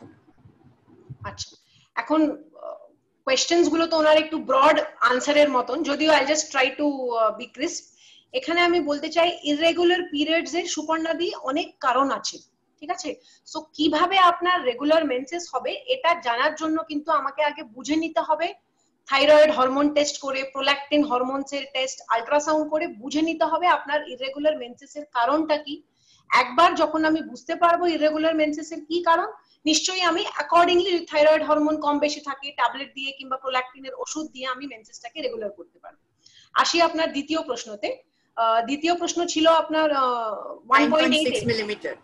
ও হ্যাঁ, 9.6 মিলিমিটার। দেখুন, এন্ডোমেট্রিয়াম লাইনিং এর কিন্তু খালি থিকনেসটা না, যদিও আমি এটা আমার প্রেজেন্টেশনে বলতে হয়তো ভুলে গেছি, এন্ডোমেট্রিয়ামের লাইনিং যখন আমি চেক করব থিকনেসের সাথে আমাকে কিন্তু এন্ডোমেট্রিয়াল লাইনিং এর অ্যাপিয়ারেন্সটাও খুব ইম্পর্টেন্ট। এটা একটা ট্রিপল লাইন অ্যাপিয়ারেন্স হয়। ট্রিপল লাইন মানে যখন আমি ইন্টারনালি সোনোগ্রাফি করব ঠিক 3টে লাইন দেখা যাবে। যদি এন্ডোমেট্রিয়ামের লাইনিং এর থিকনেস আপনার 9.6 হয় কিন্তু আপনার লাইনিংটা সুন্দর ট্রিপল লাইন হয় এন্ড আপনার একটা হরমোন টেস্ট হয়, যদি হরমোন টেস্টের লেভেলটাও নরমাল হয়, তাহলে নিশ্চয়ই 9.6 মিলিমিটার থিকনেসেও আপনার ট্রান্সফার করে পজিটিভ আসার চান্স রয়েছে। আসি আপনার third কোয়েশ্চেনে। AMH 1.8 is okay. I would not say it is optimal fertility or it is very low fertility. It is borderline fertility. খালি AMH এর উপরে আমরা কোনো ফার্টিলিটি ডাক্তারসরাই ডিপেন্ড করি না। আমরা কিন্তু AMH লেভেলটাকে একটা যে বেসলাইন সোনোগ্রাফি রয়েছে মাসিকের দ্বিতীয় কিংবা তৃতীয় দিনে যেটা করা হয়, ওর উপরে কিন্তু আমার AMH লেভেলটা ডিপেন্ড করবে, মানে ওর উপরে আমার ফার্দার ট্রিটমেন্টটা ডিপেন্ড করবে। মানে আমি বলতে চাইছি এখানে যে যদি AMH আপনার 1.8 আছে আর আমি আপনার মাসিকের দ্বিতীয় দিনে স্ক্যান করে দেখি আপনার বেসাল ফলিকল কাউন্টটা ভালোই রয়েছে, তাহলে কিন্তু আর বাকি সব ফ্যাক্টরস গুলো আপনার নরমাল রয়েছে, তাহলে আপনার নরমালিও প্রেগন্যান্সি আসার চান্স রয়েছে। ম্যাম যাচ্ছি আমাদের নেক্সট কোয়েশ্চেনে। Mister Joshi is asking how is IVF safe during Covid, এবং উনি রিপ্লাইটা হিন্দিতে চাইছেন। আচ্ছা, এখন কোভিড এর মধ্যে IVF এর কিছু কিছু গাইডলাইন্স এখনো আসা, মানে it's yet to come, we have to have the recent guidelines. এখন এই মুহূর্তে before we have all the proper guidelines আমরা কিন্তু এখনই IVF এর কোনো প্রসিজার করতে চাইছি না, কারণ আমাদের কাছে এখনো ক্লিয়ার আইডিয়া নেই। আর দেখুন প্রেগন্যান্সিতে কোভিড এর কি কি এফেকশন, মানে কিরকম ভাবে প্রেগন্যান্সিকে ইফেক্ট করবে, এটা কিন্তু ওই চাইনিজ একটা স্টাডি ছাড়া আর কোনো স্টাডিতে আমরা কিছু এখনো জানতে পারি না। সো যারা নর্মালি প্রেগনেন্ট হয়ে যাচ্ছে ওদের জন্য ঠিক আছে, but unless and until we are sure যে প্রেগন্যান্সির ওপরে কোভিড এর কত না কত মানে কিরকম প্রভাব পড়বে, ওটা আমরা ক্লিয়ার হওয়া অবধি কিন্তু আমার মনে হয় আমাদের এখন পর্যন্ত প্রপার গাইডলাইন্স, যখন ইন্টারন্যাশনালি গাইডলাইন্সটা পাওয়া অবধি আমাদের এখনই কোনো IVF procedure করা আমরা এখনো ডিসাইড করিনি এবং করছি না। Just we are waiting for proper guidelines, then we can go ahead with the IVF treatment. So I would suggest him to wait till we get the guidelines. Thank you, ma'am. আমি চলে যাচ্ছি আমাদের next প্রশ্নে। কল্পনা বিশ্বাস জিজ্ঞেস করছেন যে ওনার pregnancy আসতে অসুবিধা হচ্ছে না, কিন্তু বেবি আসার পর জল ভেঙে ওনার মিসক্যারেজ হয়ে গেছে দুবার। উনি ডক্টর দেখিয়েছেন, কিছু ব্লাড টেস্ট করিয়েছেন, এবং উনি জানতে চাইছেন যে রিপোর্টগুলো উনি পেয়েছেন, পরবর্তী পদক্ষেপ উনি নিতে পারছেন না, না জানা পর্যন্ত যে ওনার কোনো সমস্যা আছে কিনা। তো আপনার কি সাজেশন হবে? আচ্ছা, নমস্কার। আমি ওনাকে বলতে চাই এখানে যে আপনার তো প্রেগন্যান্সি আসছে না, মানে আসতে কোনো অসুবিধা হচ্ছে না, আসার পরে লস হয়ে যাচ্ছে, এটাকে বলা হয় রিকারেন্ট প্রেগন্যান্সি লস। ঠিক আছে, এখন আমাকে একটা ডিটেইলস আপনার অবস্টেট্রিক হিস্ট্রি জানতে হবে, মানে কোন কোন মাসে আপনার বাচ্চা নষ্ট হয়েছে। 1-1.5 মাসে বাচ্চা নষ্ট হলে একরকম কারণ, 1-1.5 মাসে যদি বাচ্চা আপনার নষ্ট হয়ে থাকে তাহলে কিন্তু ভ্রূণের কিংবা শুক্রাণুর কোনো একটা প্রবলেম থাকতে পারে, ওগুলোকে দেখে আমাদেরকে ফার্দার ট্রিট করতে হবে। যদি আপনার 4-5 মাসে বাচ্চা নষ্ট হয়ে যাওয়ার হিস্ট্রি থাকে তাহলে কিন্তু কোনো রকম প্রবলেম আছে কিনা, কারণ জরায়ুতে সেপ্টাম কিংবা পর্দা এইসব থাকলেও কিন্তু প্রিম্যাচিওর ডেলিভারি হওয়া, জল ভেঙে যাওয়া এসব হতে পারে। আর শরীরে যে কোনো মহিলার শরীরে ব্লাড রিলেটেড কিছু কিছু ডিসঅর্ডারস থাকে, থ্রম্বোফিলিয়াস যেগুলোকে বলে, ওগুলোর একটা ডিটেইলসে টেস্ট করে নেওয়া দরকার। যদি ওই লেভেলে টেস্টের কোনো প্রবলেম ধরা পড়ে তাহলে আপনি যখন প্রেগনেন্ট হবেন, প্রেগন্যান্সি আসার যেদিন আপনার প্রেগন্যান্সি টেস্ট পজিটিভ হবে তার সেদিন থেকেই আপনাকে অ্যাসপিরিন নামের একটা ট্যাবলেট শুরু করতে হবে। আর আপনার ওই 1.5-2 মাসের মাথায় যখন বাচ্চার হার্টবিট আপনি দেখতে পারবেন সোনোগ্রাফিতে, তারপরেই আপনাকে হেপারিন নামের একটা ইনজেকশন স্টার্ট করতে হবে, এন্ড দিস উইল কন্টিনিউ আপনার 8 মাস শেষ হওয়া অবধি। মোটামুটি 70-80% পেশেন্টসদের কিন্তু এই ট্যাবলেটে আর এই ইনজেকশনে প্রেগন্যান্সিটা সাকসেসফুলি মোটামুটি 34-35 উইকস অবধি কন্টিনিউ হয়ে যায়। সো আমি ওনাকে বলবো আপনার ডিটেইলসে এইসব টেস্টগুলো একবার করে দেখা দরকার যে কোন লেভেলে প্রবলেমটা আছে। আমি চলে যাচ্ছি আমাদের নেক্সট প্রশ্নে। মিস্টার সুবীর চক্রবর্তী 3টে প্রশ্ন করেছেন। উনি জানতে চাইছেন সেলফ IVF না ICSI কোনটা better. Number 2 is success rate of IVF, আর উনি আরেকবার একটু OHSS টা এক্সপ্লেন করতে বলছেন। আচ্ছা, এখানে আজকালকার যুগে because of new techniques and all, যেরকম আমি বললাম যে ICSI-টা মানে ইন্ট্রাসাইটোপ্লাজমিক স্পার্ম ইনজেকশনটা is slightly better than self IVF, কারণ সেলফ IVF এ আমি একটা ডিশের মধ্যে ডিম রেখে ওর আশেপাশে কিন্তু স্পার্মস গুলোকে দিয়ে আই অ্যালাউ দেম কি নিজের থেকেই স্পার্মটা গিয়ে ডিমকে ভেদ করে ফার্টিলাইজ করে নেবে। এখন this will work only for siemens যাদের কোনো স্পার্মস এর অসুবিধা নেই। যদি মাইল্ড মডারেট সিভিয়ার লেভেলে স্পার্মস এর কোনো অসুবিধা থাকে তাহলে এক্ষেত্রে কিন্তু সেলফ IVF একদমই কাজ করবে না। আমি বলতে যদি সিমেন্ট লেভেলে স্পার্ম লেভেলে কোনো প্রবলেম থাকে, for better fertilization rates and to avoid failure of fertilization আমাদের ICSI করাটাই উচিত। আর ICSI সাকসেসটাই আজকাল ফর ফার্টিলাইজেশন ICSI-টাই বেটার বলা হচ্ছে। এন্ড সেকেন্ডলি কি বলছিলেন উনি? Success rate. হ্যাঁ, এখন দেখুন IVF এর সাকসেস রেট আপনাকে আমি জেনারেলাইজ বলে দিতে পারি না, কারণ আজকে তো আমি ইন জেনারেল আপনাকে একটা IVF এর ওভারভিউ দিলাম। আমাদের কাছে বিভিন্ন ধরনের IVF আছে, একটা হয় সেলফ IVF, একটা হয় এগ ডোনেশন IVF, যেই মহিলাদের ডিম শেষ হয়ে যায় ওদের ক্ষেত্রে আমরা অন্য মহিলার ডিম ধার নিয়ে এগ ডোনেশন IVF করি। এন্ড থার্ড আছে এমব্রিও ডোনেশন আইভিএফ, যেখানে আমরা তৈরি করা এমব্রিও গুলোকে ভ্রূণে জরায়ুতে পুশ করে দিই। এখানে সেলফ আইভিএফ এজের উপরে ডিপেন্ড করবে। যদি একটা 20 থেকে 30 বছরের মহিলা হয় যার টিউবস গুলো ব্লক আছে, everything else is okay, so the chances of self IVF success rate with her is close two 60%। যদি একটা 35 প্লাস মহিলা থাকে যার ডিমের সংখ্যা কমে গেছে কিন্তু সেলফ আইভিএফ ই করতে চাইছে, সো ইন দ্যাট কেস কিন্তু success rate of self IVF অনেকটাই কমে যাবে, ধরুন 20-30% হয়ে যাবে। সিমিলারলি যদি আমি এগ ডোনেশন করতে চাই, irrespective of everything else, egg donation মানে ধার নেওয়া ডিম দিয়ে যদি আমি কাজ করতে চাই, তাহলে কিন্তু সাকসেস রেটটা अराउंड 70%। যদি আমি এমব্রিও ডোনেশন করতে চাই, মানে তৈরি করা যাচাই করা এমব্রিও আমি খালি মহিলার জরায়ুতে পুশ করে করতে চাই, তাহলে কিন্তু সাকসেস ইজ ক্লোজ টু 80%। আর আরেকটা জিজ্ঞেস করেছেন ওএইচএসএস। হ্যাঁ, so OHSS is one of the complications. OHSS হচ্ছে ওভেরিয়ান হাইপার স্টিমুলেশন সিনড্রোম। এটা হচ্ছে যখন শরীরে এক্সেস ডিম তৈরি হয়ে যায় মহিলার। এগুলো ইউজুয়ালি দেখা যায় কম বয়সী মহিলাদের সাথে। আর এগুলো অ্যাকচুয়ালি আজকালকার যুগে আমরা যে প্রোটোকলটা ফলো করি, মানে দেখুন দুরকম ভাবে আমরা পেশেন্টকে ইনজেকশন দিয়ে ডিম তৈরি করতে পারি। একরকম যেটা আমি আপনাকে বললাম, যেটা আজকাল অল ওভার দ্য ওয়ার্ল্ড করা হয়, ওটা হচ্ছে অ্যান্টাগনিস্ট প্রোটোকল। অ্যান্টাগনিস্ট প্রোটোকলে এই এক্সেস ডিম তৈরি হয়ে এই যে ক্ষতিটা শরীরে হবে এর চান্সেসটা অ্যাজ গুড অ্যাজ নিল। কিন্তু আগেকার দিনের যেগুলো প্রোটোকল ছিল, লং প্রোটোকল যেগুলোকে বলা হয়, স্পেশালি যেখানে আমি এইচসিজি ট্রিগার দিচ্ছি, সো এখানে কি হয়, দুটো ডিম্বাশয়ে অনেকগুলো ডিম তৈরি হয়ে যায়। ডিম তৈরি হয়ে শরীরে যেগুলো ফ্লুইডস আছে, প্রোটিনস রয়েছে, এগুলো সবগুলো গিয়ে ওই ডিমের মধ্যে ঢুকে যায়। এর ক্ষেত্রে কি হয়, শরীরের বাকি হরমোনস, শরীরের বিভিন্ন অর্গানসে জল জমতে শুরু করে, পেটে, চেস্টে, কিডনির উপরে একটা প্রেসার পড়ে। এই ক্ষেত্রে একটা মানে প্লুরাল এফিউশনের চান্স, একটা পেশেন্টের কিডনি ফেলিয়ারের একটা চান্স, পেশেন্টের ব্লাডটা একদম কি বলে অনেক ঠিক হয়ে যায়। সো এইসব ক্ষেত্রে এম্বোলাস হওয়ার মানে আমাদের আর্টারিজে রক্তগুলো জমে ক্লট হয়ে যাওয়ার চান্স, এইসব চান্স গুলো অনেক বেড়ে যায়। এগুলো হচ্ছে ওএইচএসএস এর সিকুয়েলি। কিন্তু আজকাল আমরা যেই প্রোটোকল ফলো করি, অ্যান্টাগনিস্ট প্রোটোকল, এটাতে ওএইচএস এর chance is as good as nil. So আজকাল এটা আমরা মানে আমার এই 7 বছরের প্র্যাকটিসে I have not seen any patient having OHSS, কারণ আমরা সবার ক্ষেত্রেই আজকাল অ্যান্টাগনিস্ট প্রোটোকলটা ফলো করি, যেখানে আমরা এইচসিজি ট্রিগার দিই। ম্যাম রিঙ্কি আই জানতে চাইছেন, 3 বার প্রেগনেন্ট হয়ে ওনার মিসক্যারেজ হয়ে গেছে এবং উনি আর প্রেগনেন্ট হতে পারছেন না। ওনার নরমালের চান্স কতটা উনি জানতে চাইছেন, উনি গত 3 বছর ধরে ট্রাই করছেন। আচ্ছা রিঙ্কি, আগে যেহেতু আপনার এটাকে বলা হয় সেকেন্ডারি ইনফার্টিলিটি, মানে আগে আপনি কনসিভ করেছেন কিন্তু কনসিভ করে কোনো কারণে মিসক্যারেজ হয়েছে আর এখন আপনি কনসিভ করতে পারছেন না, সো এটাকে বলা হয় সেকেন্ডারি ইনফার্টিলিটি। আপনাকে আমার পুরোভাবে টেস্ট করে নিতে হবে রিঙ্কি। আবার আপনার বয়স কত আমি জানি না, সো আপনার বয়স হিসেবে আপনার এএমএস দেখে নিতে হবে, মানে আপনার বেসলাইন এগস এর হরমোন মানে বেসলাইন ডিম কত শরীরে রয়েছে ওটা আমাকে দেখতে হবে। আপনার থাইরয়েডের কোনো অসুবিধা আছে নাকি দেখতে হবে।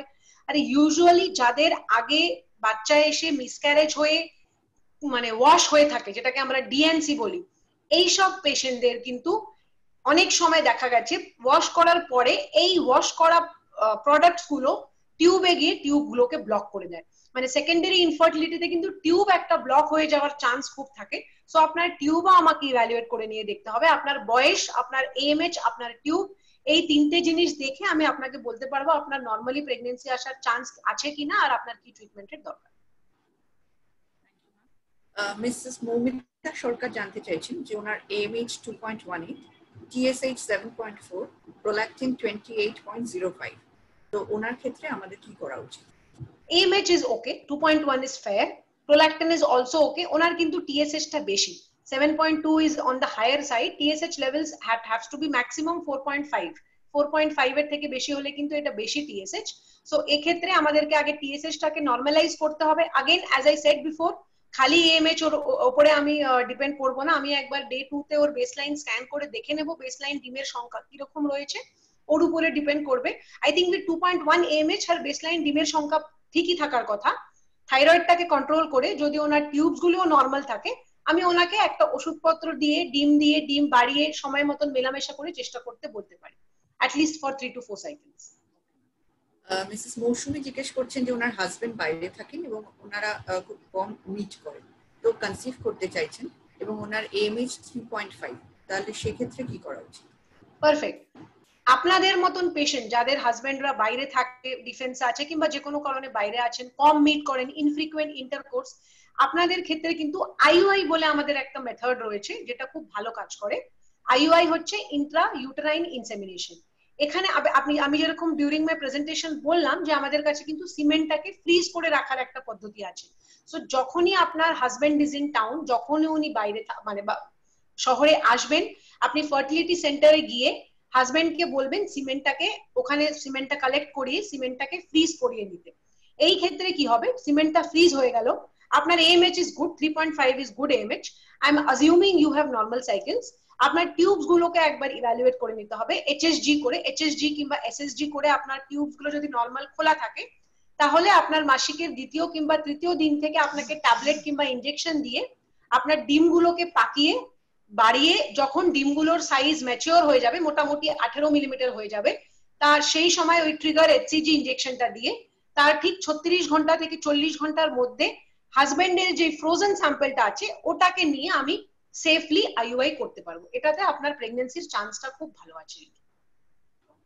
আচ্ছা ম্যাম, আমাদের নেক্সট প্রশ্ন হচ্ছে মিস্টার অনিমেষের থেকে। উনি ওনার ওয়াইফ হয়তো AMH লেভেল 10.36, PCOS রয়েছে, প্রেগন্যান্সি আসছে না, ওয়েট 76, উনি জিজ্ঞেস করছেন কি ওয়ে আউট আছে? এনার ক্ষেত্রে যা ওনার ওয়েট আর AMH আমি শুনে দেখলাম 10.76 ইজ ডেফিনেটলি মোর, মানে এটা হয় যিনি উনি বললেন PCOS এর ক্ষেত্রে মহিলাদের AMH টা বেশি হয়, প্লাস ওনার ওয়াইফের ওয়েট যখন উনি 76 বলছেন মানে ওনার ওয়াইফ একটু মোটার দিকেই হবে, BMI টা একটু বেশির দিকেই হবে। সো এরকম ফর সাচ পেশেন্টস এনাদেরকে বলা হয় ওবিস PCOS। ওবিস PCOS মানে মোটা এবং তাদের PCOS রয়েছে। এদের ক্ষেত্রে কিন্তু ওয়েট লসটা, ডায়েট কন্ট্রোলটা খুব ভালো কাজ করে। অফকোর্স আপনার মানে ওনার নিজের সিমেন্ট পরীক্ষা করে, ওয়াইফের টিউব পরীক্ষা করে, যদি ওনার ওয়াইফকে 3 থেকে 4 মাস আমরা একটা বেশ ডায়েট প্ল্যান করে দিই, ওনাকে regularly 40 to 50 minutes daily exercise করতে বলি, ডায়েট কন্ট্রোল করতে বলি, 3-4 মাস বাদে কিছুটা ওয়েট কমিয়ে যদি উনি আমাদের কাছে আবার আসতে পারেন, তখন কিন্তু ওনাকে আমরা ট্যাবলেট দিয়ে কিংবা ইনজেকশন দিয়ে ডিম পাকিয়ে, আবার যেরকম বললাম যদি ডিমটা যখন যেদিন ম্যাচিওর হয়ে যাবে তারপর ইদার স্বামী স্ত্রীকে মেলামেশা করে ট্রাই করতে বলতে পারি, অথবা IUI করে ট্রাই করতে পারি। কিন্তু তার আগে 3 থেকে 4 মাসের একটা টাইম ওনাদেরকে নিতে হবে, যেখানে উনি প্রমিস করবেন কি উনি ডায়েট আর এক্সারসাইজ করে ওনার ওয়েটটাকে লস করিয়ে তারপরে আমাদের কাছে আসছে। অটোমেটিক্যালি ওনার প্রেগন্যান্সির চান্সটা তারপরের সাইকেলে বেড়ে যাবে। ম্যাম আরেকজন জিজ্ঞেস করছেন মাল্টিপল একটোপিক হিস্ট্রি ক্ষেত্রে কি IVF সাকসেসফুল হতে পারে? একটা ফলিকুলার টিউব হয়তো কাটা হয়েছে। আচ্ছা, এখন দেখুন মাল্টিপল একটোপিক কোন দিকে আছে, দুটো টিউবই আছে না একটা টিউব আছে আমি বলতে পারছি না, কিন্তু যদি ওনার বাইল্যাটারাল টিউবসেই একটোপিক হয়ে থাকে আর টিউবস গুলো বাদ দিয়ে থাকে, তাহলে ওনার ক্ষেত্রে তো IVF ছাড়া আর কোনো উপায় নেই, ওনাকে IVF এর দ্বারাই প্রেগন্যান্সিটা আনতে হবে। অফকোর্স কোন ধরনের IVF লাগবে ওটা ডিপেন্ড করবে ওনার AMH লেভেলস এর উপরে, ওনার অ্যান্ট্রাল ফলিকল কাউন্টটা কত রয়েছে আর হাজবেন্ডের সিমেন্টটা কেমন রয়েছে। যদি হাজবেন্ডের সিমেন্ট ভালো থাকে, ওনার AMH টা মোটামুটি ঠিক থাকে, তাহলে কিন্তু ওনার সেলফ IVF এ প্রেগন্যান্সির চান্সটা ভালো রয়েছে। মিস্টার প্রবীর দাস জিজ্ঞেস করছেন ওনার দুবার FET হয়েছে, প্রথমবার নেগেটিভ এবং সেকেন্ড টাইম পজিটিভ, কিন্তু হার্টবিট আসেনি, তো আচ্ছা এই ক্ষেত্রে উনি নেক্সট কি ট্রাই করতে পারেন? দেখুন FET নেগেটিভ হওয়া কিন্তু অনেকটাই এমব্রিও কোয়ালিটির উপরে ডিপেন্ড করে। এখন প্রতি মাসে প্রতি মহিলার কিন্তু ভালো ডিমই সিলেক্ট হয় না। দেখুন প্রতি মহিলার একটা পুল থাকে, একটা পুল অফ এগস থাকে, ওখান থেকে কিন্তু প্রতি মাসে 10-12টা করে ডিম রেডি হতে থাকবে। এখন যেই মাসে আমরা সাইকেলটা করলাম আমাদের কাছে আগের থেকে জানার কোনো উপায় নেই যে সেই মাসে কিরকম ডিম বেরোবে, সো আমরা একভাবে প্রিপেয়ার করে স্ক্যান করে হরমোনস লেভেল করে নিলাম, তারপরে তৈরি করে এমব্রিওস তৈরি করে ওনাকে পুশ করলাম। যদি ওনার প্রথমবার নেগেটিভ যদি ওনার এমব্রিও মানে ইউট্রাইন লাইনিং নিয়ে কোনো অসুবিধা না থেকে থাকে, তাহলে কিন্তু দোষটা মোটামুটি পুরোটাই এমব্রিও, যে এমব্রিও কোয়ালিটি খারাপ জন্যই, মানে এগ কোয়ালিটির উপরে আর এমব্রিও কোয়ালিটির উপরেই কিন্তু ওনার সাকসেসটা ডিপেন্ড করছে। Both negative as well as যে উনি নেক্সট টাইম বলছেন যে আমার এসেও হার্টবিটটা আসেনি, ওটাও কিন্তু because of the embryo quality. I am assuming কি ওনার ওয়াইফের আর কোনো ভেতরে অ্যাডিনোমায়োসিস কিংবা এন্ডোমেট্রিওসিস ইউট্রাস লেভেলে কোনো আর প্রবলেম নেই, এটা আমি অ্যাজিউম করছি। He should try again for IVF। অন্য যদি আমরা এইবার কোনো প্রোটোকলে করে থাকি, next time we might go head with some other protocol, there is a chance কি নেক্সট টাইম আমরা ওনাকে ট্রান্সফারের পর হেপারিন ইনজেকশনটা দিয়ে দেবো, হেপারিন ইনজেকশনে আমার মানে প্রেগন্যান্সিটা কন্টিনিউ করাটা অনেকটা পসিবল হয়ে যেতে পারে। So that is also a chance. So next time again he of course has to go for IVF করার ট্রান্সফার করার পরে আই উড সাজেস্ট কি ওনাকে হেপারিন ইনজেকশনটা শুরু করে দেওয়া হোক, which will help in continuation of his pregnancy. Bithi বণিক জিজ্ঞেস করছেন, she is a 26-year-old, irregular period হচ্ছে প্রতি মাসে এবং মেডিসিন না নিলে পিরিয়ড হচ্ছে না, সম্ভব নয়, পিসিওডি আছে, 3 বছর বিয়ে হয়েছে এবং আইভিএফ না করে মেডিসিনের দ্বারা যদি বা ন্যাচারালি ট্রাই করে প্রেগন্যান্সি আসতে পারে কিনা উনি জিজ্ঞেস করছেন। আচ্ছা, 3 বার কি হয়েছে বললে? 3 বছর বিয়ে হয়েছে। ও 3 বছর না, ইমিডিয়েটলি যে আপনার ইনকে আইভিএফ লাগবে এটা বলবো না আমি। अगेन যেটা আমি আগেও বললাম, আপনার ওয়েট বিএমআইটা জেনে নেওয়া আমার খুব দরকার। আপনি একটা 3-4 মাস সময় নিন, ওয়েট ঘটান, ডায়েট করুন, এক্সারসাইজ করুন, করে আবার আমাদের কাছে আসুন। তখন আপনাকে আমি প্রথম দেখুন আইভিএফ এর সম্বন্ধে আমি এখানে বলছি মানে যে আমি সব পেশেন্টকে সেন্টারে আসলেই ধরে আইভিএফ করব তা না। It will depend and vary from patient to patient profile. আপনার যদিও বিয়ের 3 বছর হয়েছে, আপনার বয়সটা কমের দিকে আছে, যদি আপনার হাজবেন্ডের কোনো প্রবলেম, সিমেনের প্রবলেম না থেকে থাকে, তাহলে আমি আপনার ডিমটাকে পাকিয়ে, যেটা আমি আগে বললাম, নিয়মিত রেগুলারলি সোনোগ্রাফি করে ট্যাবলেট কিংবা ইনজেকশনের দ্বারা আপনার ডিমটাকে পাকিয়ে, ডিমটা যখন ভালো সাইজের হবে তখন ট্রিগার ইনজেকশনটা দিয়ে আমি স্বামী স্ত্রীকে টাইম মতন মেলামেশা করতে বলবো। এটাকে বলে টাইমড ইন্টারকোর্স। মানে 3 থেকে 4 মাস আমি আপনার ডিমটাকে পাকিয়ে স্বামী স্ত্রীকে মেলামেশা করতে বলবো। যদি ওটাতেও প্রেগন্যান্সি না আসে, তাহলে আপনার ক্ষেত্রে যেহেতু আপনার পিসিও আছে, আইওআই করে বিশেষ লাভ হবে না। আপনি মেলামেশা করে 3-4 মাস ট্রাই করেও প্রেগন্যান্সি না আসলে I think we should move towards IVF. কিন্তু এইসব করার আগে আপনি 3-4 মাস টাইম নিয়ে ডায়েট এক্সারসাইজ স্ট্রিক্টলি করে আগে ওয়েটটা কমিয়ে আমাদের কাছে আবার আসলে নরমালি ট্রাই করুন কি আইভিএফ এ করুন, সাকসেসের রেটটা অনেক বেটার হবে। আর ম্যাম অনেকেই জিজ্ঞেস করছেন আইভিএফ এর কস্টটা, একটা অ্যাপ্রক্সিমেট কস্ট। আচ্ছা, অ্যাপ্রক্সিমেটলি একটা বলে দিতে পারবো আপনাকে। দেখুন अगेन যেটা আমি বললাম, আইভিএফ এর cost will depend from on various things like the type of IVF. আমাদের self IVF on an average around 1.25 lakhs মতন লাগে। of course it will vary, যদি এই যে প্যাকেজ গুলো আপনাকে আমি অ্যাপ্রক্সিমেট অ্যামাউন্ট গুলো বলছি, এগুলোর মধ্যে একটা স্পেসিফিক ইনজেকশন ইনক্লুড করা আছে। যদি কোনো পেশেন্টের ক্ষেত্রে আমাকে মনে হয় যে অন্য কোনো বেটার ইনজেকশন দিলে বেটার রেজাল্ট হবে, কিংবা আরো অ্যাডিশনাল কিছু ইনজেকশন যোগ করলে ওনার রেজাল্টটা বেটার হবে, তাহলে ওগুলোর কস্ট গুলো একটু চেঞ্জ হয়ে যাবে। But on an average self IVF মানে নিজের ডিম আর নিজের শুক্রাণু দিয়ে আইভিএফ করাটা is around 1.2-1.3 lakhs। Egg donation IVF মানে অন্য মহিলার ডিম ধার নিয়ে যদি আমাকে আইভিএফ করতে হয়, that will be around 1.5-1.7 lakhs। আর যদি আমাকে এমব্রিও ডোনেশন করতে হয় মানে তৈরি করা ভ্রূণ আমি মহিলার জরায়ুতে পুশ করতে চাই, that is around 80 to 90,000. I think it's around 85,000. Again, all this will vary depending upon what injections you need and what is your profile. This is a baseline and approximate package that I have told you. Ma'am আরেকজন জিজ্ঞেস করছেন যে down সিনড্রোমের chance কতটা থাকছে with IVF procedure. She is 32 plus and ওনার husband 37।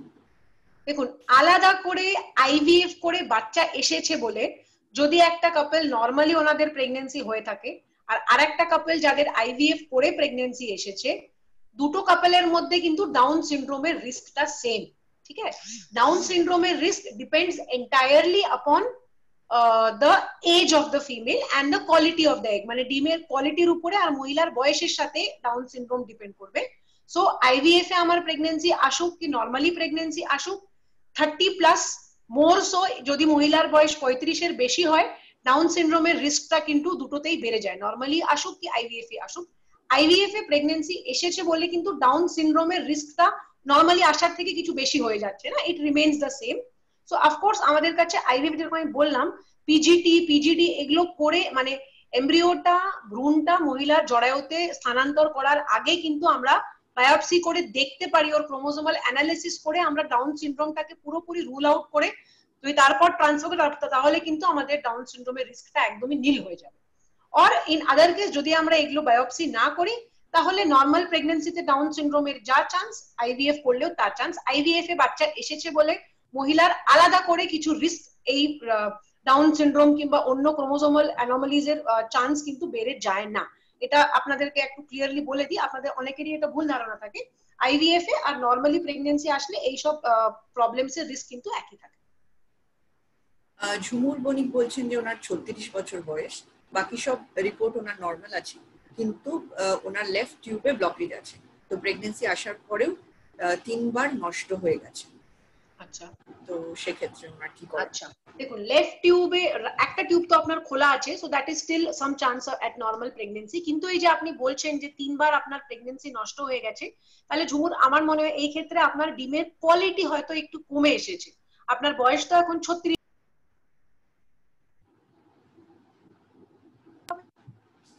কবে কবে আপনার প্রেগন্যান্সি এসেছে এটা আমার একবার জানা দরকার।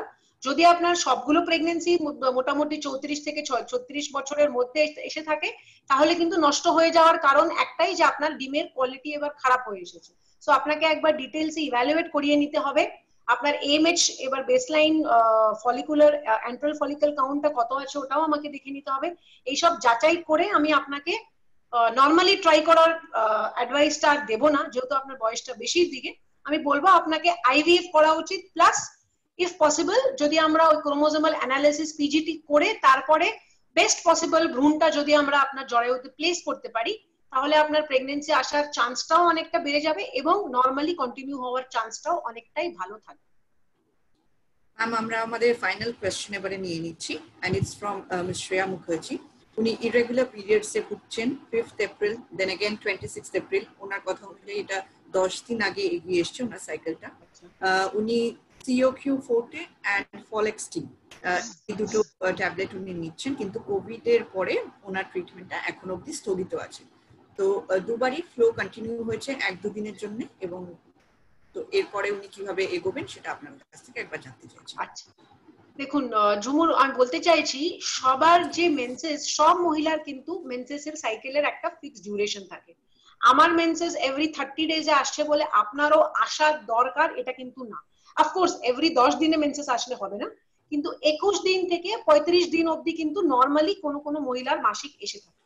যদি আপনার ছোটবেলার থেকেই মাসিকটা 7-8 দিন 10 দিন এগিয়ে এগিয়ে থাকে, ধরুন 7 দিন 8 দিন এগিয়ে থাকে, তাহলে কিন্তু ইটস নট আ প্রবলেম। তার মানে আপনার রেগুলার সাইকেল ডিউরেশনটাই 21 দিন। এই ক্ষেত্রে আপনি ওই মাসিকের দ্বিতীয় দিনে গিয়ে ডাক্তারকে দেখিয়ে একবার দেখে নেবেন মাসিকের দ্বিতীয় কিংবা তৃতীয় দিনের সিচুয়েশনটা কি আছে। সেই অনুযায়ী আপনাকে ডিম বাড়ার ওষুধ দিয়ে নিয়মিতভাবে মেলামেশা করতে বলা হবে। যদি আপনার এক সময় 30 দিনে মাসিক এসে থাকতো কিন্তু এখন একটু তাড়াতাড়ি তাড়াতাড়ি হয়ে যাচ্ছে, তাহলে কিন্তু আপনার এএমএইচ লেভেলটা আমাদের একবার করে নেওয়া খুব দরকার। কারণ যখন মহিলা শরীরে ডিমের সংখ্যা একটু কমে আসতে থাকে, তখন কিন্তু মহিলার মাসিকগুলো সাইকেলগুলো একটু শর্ট হয়ে যেতে শুরু করে দেয়। তো আপনার একটু ডিটেইল ইভ্যালুয়েশন করে এএমএইচ করে মাসিকের দ্বিতীয় দিনে বেসলাইন স্ক্যান করে then we can take it forward. কিন্তু যদি আপনার বরাবরই 21 দিনে মাসিক আসে, তাহলে কিন্তু just think it is normal and you don't need to worry about it. Thank you. Thank you so much doctor Shatabdi, এত সুন্দর করে আমাদেরকে আজকে আমাদের বিষয়টা বোঝানোর জন্য। আমরা আগামীকাল আবার নিয়ে আসছি আমাদের আলোচনা, এবং বিষয় থাকছে আন্ডারস্ট্যান্ডিং আইইউআই, অর্থাৎ আইইউআই নিয়ে বিস্তারিত আলোচনা, এবং আমাদের সাথে থাকছেন ডক্টর শামীম খানকার, বিশেষজ্ঞ আইভিএফ শিবির। তো থ্যাংক ইউ সো মাচ আপনাদের সকলকে। আবার দেখা হচ্ছে কালকে। আজকের জন্য বিদায় নিচ্ছি। নমস্কার। Thank you so much. নমস্কার, ভালো থাকবেন, সুস্থ থাকবেন।